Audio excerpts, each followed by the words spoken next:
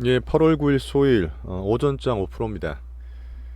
아침에 오늘 제가 방송 녹음을 하나 했다가 올리진 않았는데 아침에 제가 전달해 드린 게 저가 매수를 좀 적극적으로 해보겠다 뭐 그런 결론이었고 매수를 좀 해드렸어요. 예, 그 얘기를 잠깐 설명을 드리겠습니다. 8월 달 들어서 여러 가지 이슈가 있어서 좀 경계하면서 현금을 좀 모아갔잖아요.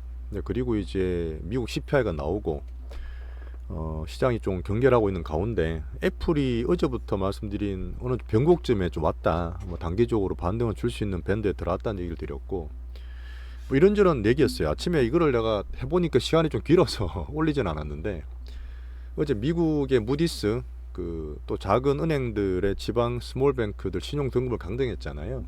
근데 그런 부분이 2월 달에 처음 나왔을 때만큼 시장 영향을 안 줍니다. 예, 그리고 항상 우리가 말하는 제 기준은 이런저런 뉴스나 여러 가지 뭐 계획 시나리오도 좋지만 실제로 시장에서 반응하는 정도를 보는 거예요. 예, 그걸 가지고 계속 시장 시그널을 말씀드리는 거고 뭐 괜찮았습니다. 어제 뭐 장기물도 오히려 금리 빠졌고요. 뭐 금융 안정화 과정으로 시장 판단하고 가장 큰 거는 뭐냐?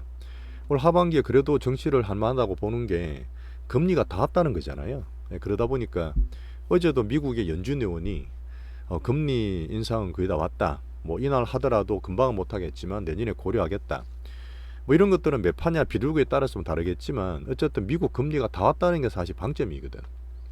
자, 그리고 CPI가 지금 좀 나오더라도 이거 자세히 말씀 못 드리겠지만 어쨌든 이 코어 CPI하고 전월 대비해서 사실 올라가더라도 그렇게 시장에서 충격을 안 받을 수도 있어요.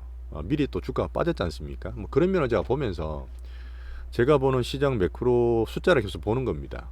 CPI 기준, 그 다음에 계속 말씀드렸던 중요한 금리, 장기물 금리도 좀 빠졌거든요. 그 다음에 이제 2011년과 가장 큰 차이는 안전자산 선호하는 거 보는데 YCC 감안하더라도 일본 괜찮고요. 엔화도. 그 다음에 금도 안전자산 오히려 빠졌습니다. 매수가 없어요. 경기 불안하지 않다는 거죠. 그래서 달러 인덱스도 마찬가지고 지금 중국 때문에 사실 우리나라 환율이 1310몇 원까지 가고 그러는데 중국은 말씀드렸지만 하방 경직이 있어요. 어차피 안 좋은 거 감안하지 않습니까? 뭐 디플레 온다, 중진국 함정 이런 얘기를 항상 하고 있는 부분이라서 항생테크가 이제 위안화 좀 올라서 우리나라 환율이 뛰었다 하지만 우리나라 자체적으로는 보면 우리가 보고 있는 어떤 개인 수급의 특별함, 파복을 좀 보고 그거를 계속 체싱하고 있는 과정에서 아침에 저희가 2차전지, 에코프로 같은 거 추가로 좀 몇 개 종목 추가로 사드렸잖아요. 거기에 대한 거는 큰 무리가 없다고 판단합니다. 이런 거 한번 읽어보시면 되고 아침에 주저리 떠들었더니 내용이 너무 많아가지고 글만 하나 적어드렸는데 자 결론은 뭐냐 아침에 저감해서 해드린 것처럼 뭐 그냥 잘 했고 현금을 조금 남겨놨습니다. 아직까지도 이건 혹시나 몰라서 미국이나 단기적으로 모르잖아요. 또 시장은 100%는 없으니까 그죠. 단기 충격이 올 때 뭐 CPI 발표 이런 거 봤을 때 그때는 더 살 거예요.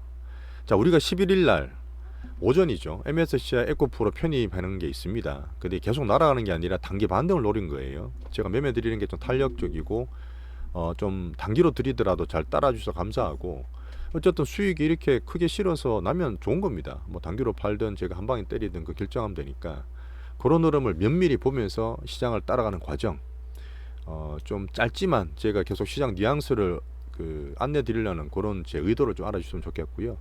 자 현금 남겨둔 거는 이런 의미다. 아침 저가 매수는 이런 의미대로 했다. 그렇게 제가 말씀을 좀 드리겠습니다.